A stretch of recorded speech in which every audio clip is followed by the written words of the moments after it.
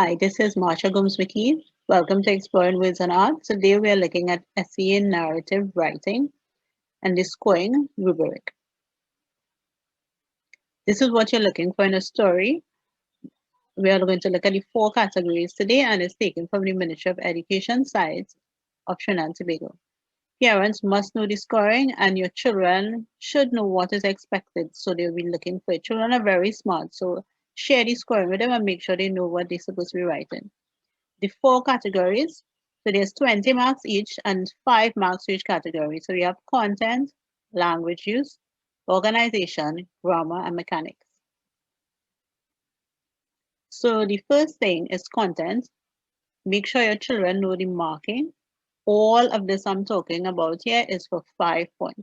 So this 5 points, they're looking at the elements of the story, setting, time and place, character, physical description of your character, action, and dialogue. So at least 1 or 2 lines of dialogue, some sort of action when it comes to the rise in action. It should rise in action means action.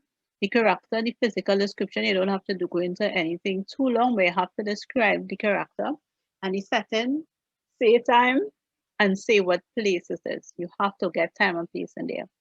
It also looks at plot, exposition, rise in action, climax, fall in action, and resolution. So all of this here is 5 points.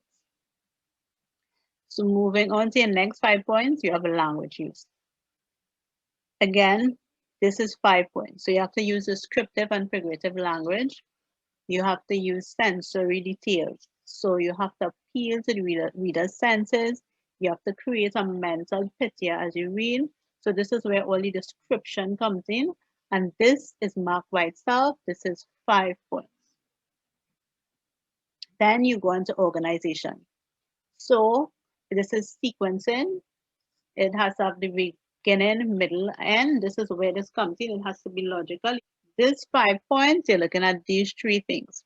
Sequencing of your plot, use of transition, and paragraphing. The last 5 points is for grammar. A lot of people tell me, well, my child writes well, she spells every word right. This is only 5 marks. So you have to get all the other steps in to get the full marks. So this one is the use of parts of speech, your punctuation, capital letters at the beginning, capital letters for nouns, and your spelling. So if you look at the 4 parts, this is 5 points you're getting for this. So you have to make sure your children know the marking. So when they are writing a story, they're now supposed to be able to pull out and say, you know what, I didn't spell a lot of words properly, so maybe I lose a mark for that. They're gonna look at it and say, you know, I could have described a little bit more, so I may lose a mark for that. They have to look at it and say, in certain time and place, that any time of the day in certain, they have to remember that. They have to remember if to describe the characters. So sometimes you have a wonderful story, but you have no description of character. You have described everything else, but you haven't described the character, so you might lose a point there. So let them look at this and see that where the 5 marks per section is coming out for them to make up their 20 marks. As SEA approaches, you and your child should know exactly what they're supposed to be writing to get that 20 marks down.